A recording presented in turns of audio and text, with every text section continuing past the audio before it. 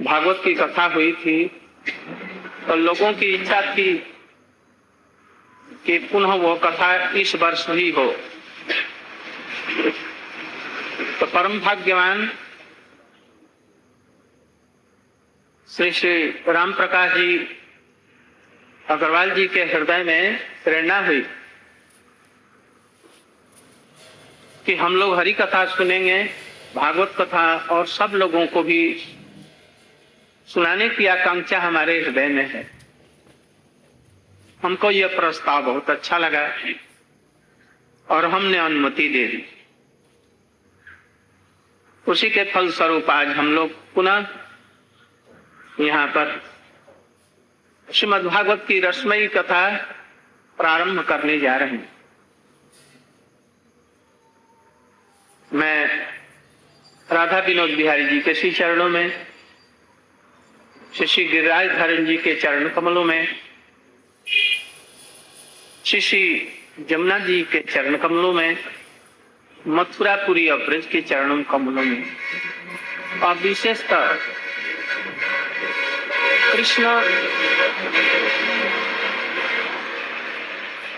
कृष्ण स्वरूप श्रीमद् भागवत के चरण कमलों में मैं प्रार्थना करता हूं कि हम सब लोगों का संकल्प जो 10 दिन में हम लोग श्रवण करेंगे वो निर्विघ्न रूप में और सुस्त रूप में यश संपन्न हो।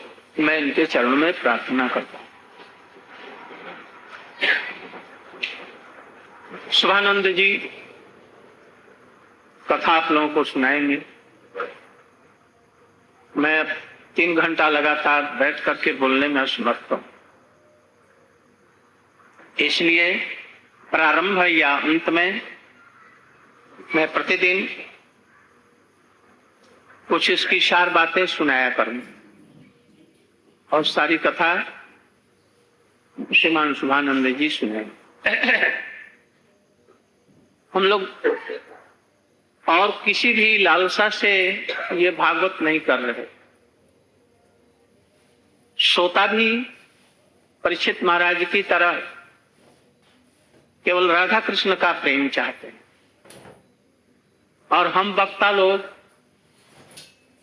संसार की कोई भी कुछ भी नहीं चाहते। अर्थ, धर्म, काम, मोक्ष तक नहीं, वैकुंठ की लालसा नहीं, गोलोक में राधा कृष्ण जुगल की प्रेम सभा की प्राप्ति हो, बस इसी के लिए हम लोग करें। आप श्रोता लोग भी सभी यही संकल्प रखें और कोई लालसा से नहीं, केवल शुद्ध रूप में राधा कृष्ण के चरण कमलों में हम लोगों की प्राप्ति हो और वो बढ़े, बस इसी की लालसा से हम लोग भागवत सुन और कर रहे। और भागवतों में जैसे हरि कथा के माध्यम से कुछ अर्थ उपार्जन की दृष्टि से बीच में रुक्मिणी विवाह, वो वामन जी का अवतार, कृष्ण का प्रकाश और बहुत सी लीला है, उसमें कुछ अर्पण करने की विधियां दिखलाई जाती है। भागवत में भी लिखा है। रुक्मिणी विवाह में तरह तरह के कपड़े, अलंकार, श्रृंगार की साधन विवाह में जो दिया जाता है वो सब देने की भी विधि है। और भी वामन जी के अवतार के समय में छाता, खड़ाऊ इत्यादि देने की विधि है, चावल इत्यादि देने की भी विधि है।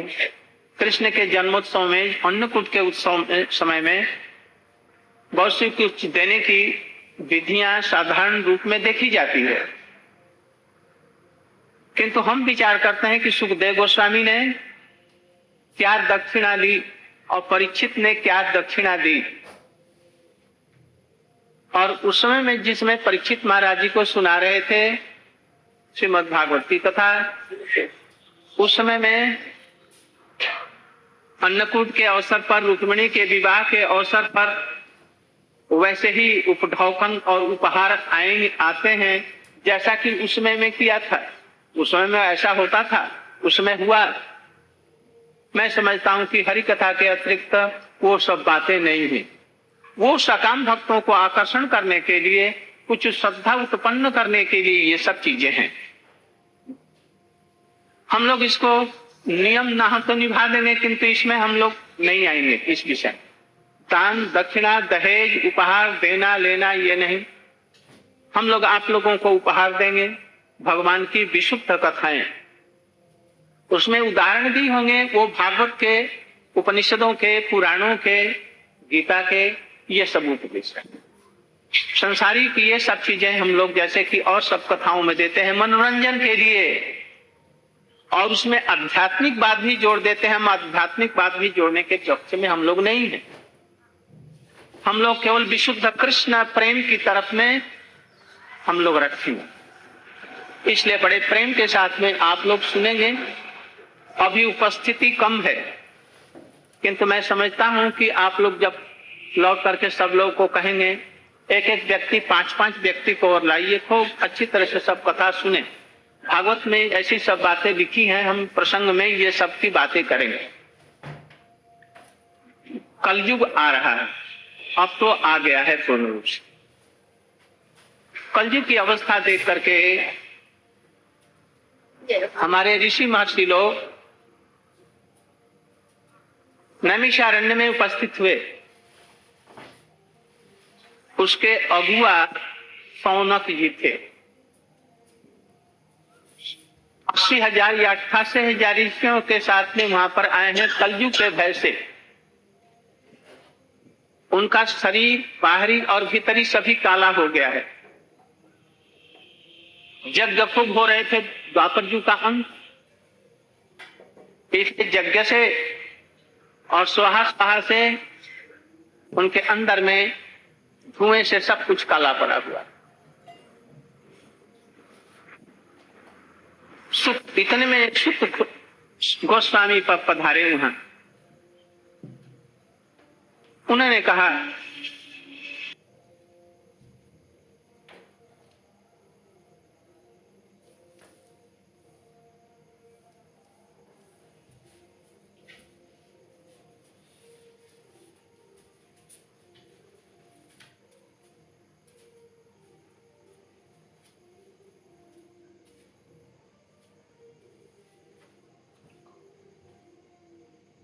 सौनक ने उनकी पूजा की, सब ऋषियों ने।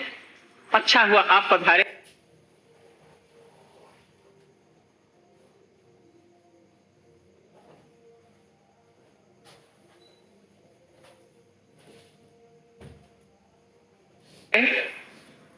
कलयुग के भय से हम लोग यहाँ पर भीत होकर के आए हैं। कलयुग की जो अवस्था हमने देखी, सब चीजों का सार निकल गया है। ब्राह्मण में ब्रह्मत्व नहीं रहा, क्षत्रियों में क्षत्रियत्व नहीं रह गया, वैश्यों में वो वैश्यों की वृत्ति नहीं रही, शूद्र में सेवा करने की प्रवृत्ति नहीं रही, स्त्रियों में जो गुण होना चाहिए वो गुण नहीं रहे, पुरुषों में जो गुण रहना चाहिए वो सब गुण नहीं रहे। अधर्म के मारे चारों तरफ में ये सब चीज फैल रहा, पृथ्वी भार को नहीं सह रही। इसलिए हम लोगों को आप कुछ ऐसी बातें सुनाएं जो वेद वेदांत उपनिषद सबका सार है और जिससे जगत का मंगल। सौनक ऋषि की बात सुन करके सुत गोस्वामी जी बड़े प्रसन्न हुए और उन्होंने कुछ कथा प्रसंग कहना। मैं वही बातें कहूंगा जो अपने गुरुदेव से मैंने श्रवण की है। ये कह करके पहले उन्होंने सुत गोस्वामी ने वंदना की। यं प्रव्रजंतम अनुपेतम अपेत कृत्यम द्वैपायनो विरह कातर आजुहाव पुत्रेति तन्मयतया तरवोभिनेदु तं सर्वभूत हृदयम मुनिमानतोष। उनको प्रणाम किया और बोले, मैं अपने गुरु जी से जो कुछ सुना है मैं आपको बतला रहा हूं। इस कलयुग का भय जाता रहेगा और आपके हृदय में पूर्ण रूप से शांति और भगवान के प्रति पूर्ण रूप से प्रेम उदित होगा। जितने भी श्रोता है, ये कह करके उन्होंने आरंभ किया।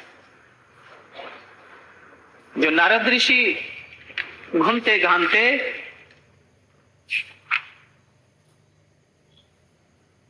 सनत कुमार से मिले, सनंदन सनत कुमार चारों भाइयों से। उन्होंने प्रश्न किया, अरे तुम्हारा चित्त कुछ खेदग्रस्त देख रहा हूं, तुम्हारा मन ऐसा क्यों है, उदास क्यों है?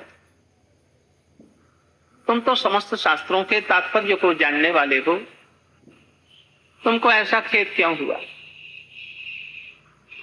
उन्होंने कहा, नारद जी ने, मैं मंडल को भ्रमण करता हुआ आ रहा हूं, चारों तरफ में हरिद्वार, कुरुक्षेत्र, श्रीरंगम, श्वेत बंधु, सब तीर्थों में मैं गया,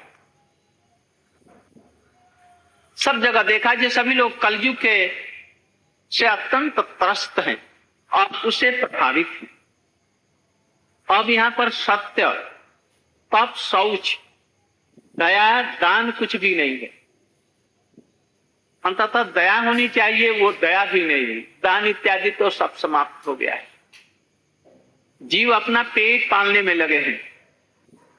असत्यभाषी, आलसी, मंद बुद्धि, भाग्यहीन और उपद्रवग्रस्त हो गए।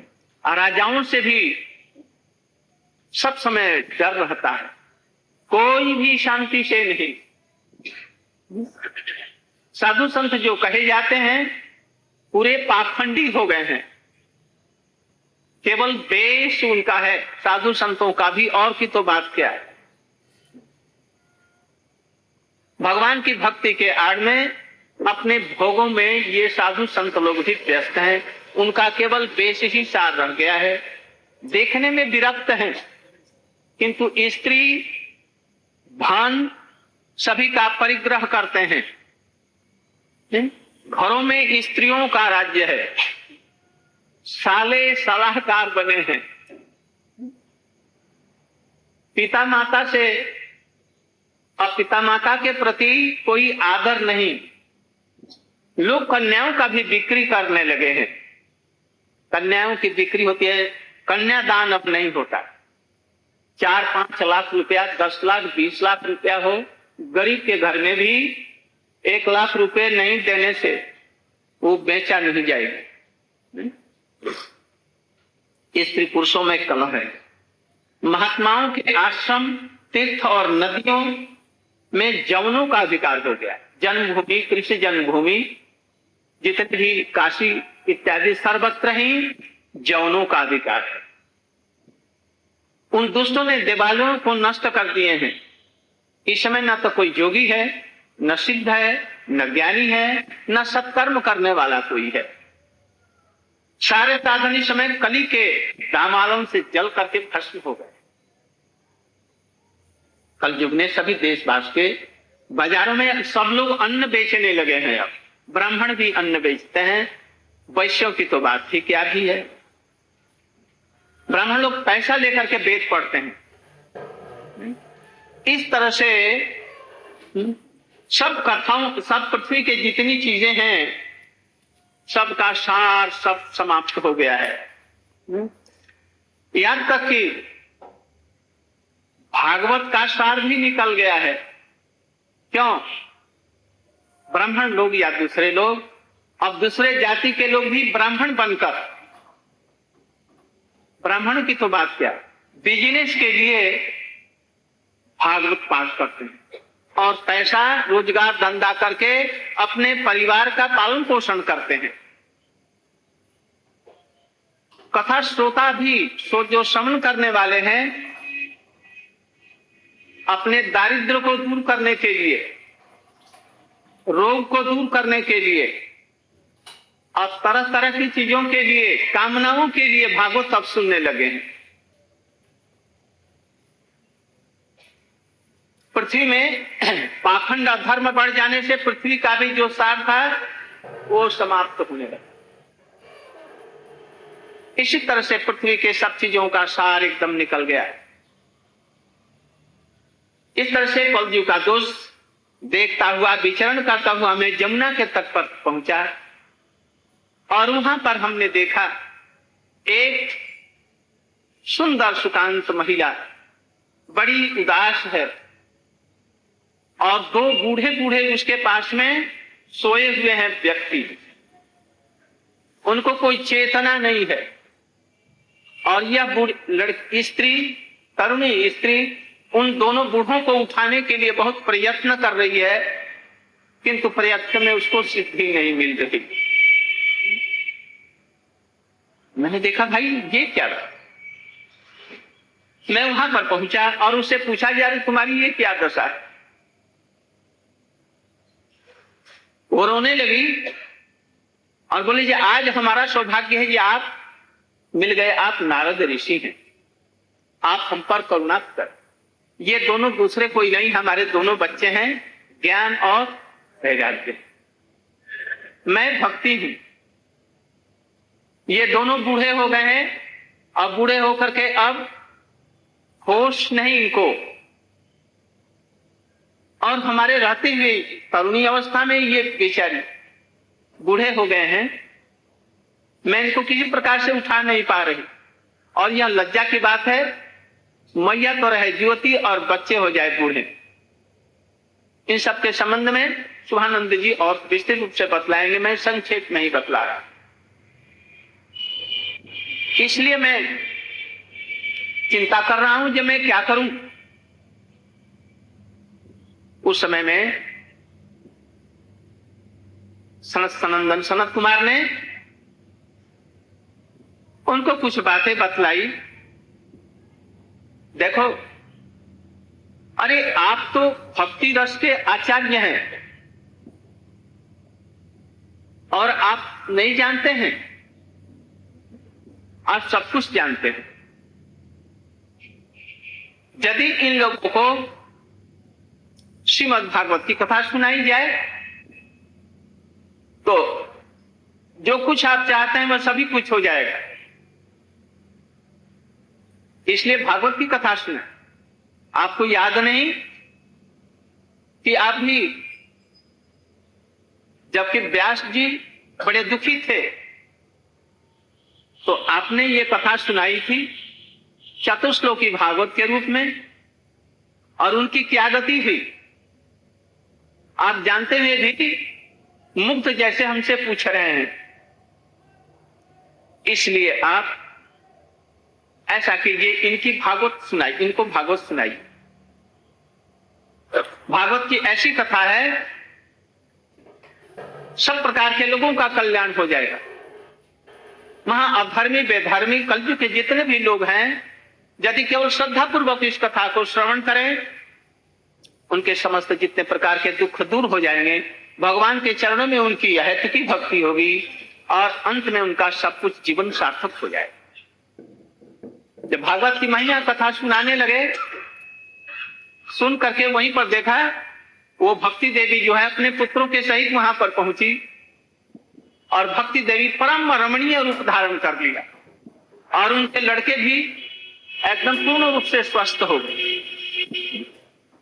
और वहां पर उद्धव जी उपस्थित हो गए और जितने भी भक्त लोग भी, अर्जुन इत्यादि उपस्थित हुए और खूब जोरों से कीर्तन होने लगा। इतने में भगवान भी वहां पर उपस्थित हो गए राधा कृष्ण के साथ में, और वहां पर जोरों से कीर्तन होने लगा। कैसे कीर्तन होने लगा? ऐसा कीर्तन करो। जो नित्य भगवान की कथाओं को सुनते हैं, जो वैष्णव लोग हैं, उन लोगों के लिए सप्ताह की विधि नहीं है। तब जो लोग, जिनको सब समय भागवत पढ़ने का, सुनने का समय नहीं, विशेष करके जो गृह कार्य में जो लोग रहते हैं, व्यस्त रहते हैं, उन लोगों के लिए यह सप्ताह की विधि कुछ दी गई। 7 दिन ही क्यों सुने? नियम पूर्वक, उपवास पूर्वक अथवा एक बार केवल कुछ ग्रहण कर या दूध इत्यादि के द्वारा रहकर, अथवा परीक्षित महाराज जी जिस प्रकार से 7 दिनों तक पानी पीना इत्यादि सब कुछ छोड़ करके भागवत की कथा सुना, खूब श्रद्धा पूर्वक चित्त को निविष्ट कर, वैसा होना सबके लिए सब समय के लिए बड़ा भारी मुश्किल है। इसलिए नारद ऋषि जी को हमारे सनंदन सनत कुमार कह रहे हैं, अच्छे जैसे कि वैष्णव लोग हैं, सब नित्य निरंतर भगवान की कथा कहते हैं, सुनते हैं, सब लोगों के लिए वैसा संभव पर नहीं। जो नियम पूर्वक, उपवास पूर्वक या एक बार उपवास करके या केवल ऐसी चीजें हैं जिसे कि आलस्य प्रमाद न आए और घर बार के सब कामों को छोड़ करके केवल भगवत चिंतन करते हुए सुनना, ये सब लोगों के लिए सब समय संभव पर नहीं है। इसलिए अंततः ऐसे लोग 7 दिन भी यदि नियम पूर्वक यदि सुने, कैसे नियम? सवेरे में उठना, स्नान इत्यादि कार्य से निवृत्त होना, अपना अन्य पूजा पाठ कर लेना और सवेरे में बैठना, उपवास रहना चाहिए।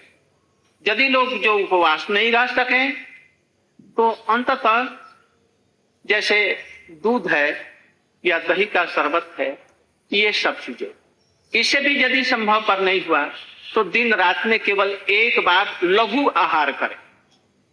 ऐसा आहार करें जैसे कि पेट में वायु इत्यादि न रहे और अच्छी तरह से निरालस्य हो करके इसको श्रवण कर सके। यहां तक कि भागवत की महिमा बतलाई गई है। श्रीमद् भागवत पूरे की तो बात क्या, एक श्लोक भी, और एक श्लोक न हो सके तो 1/4 भी इस श्लोक का यदि कोई श्रवण कर ले और यदि अर्थ को समझ करके यदि सुने और पढ़े तो बात ही क्या, अवश्य ही इसका कल्याण हो जाएगा।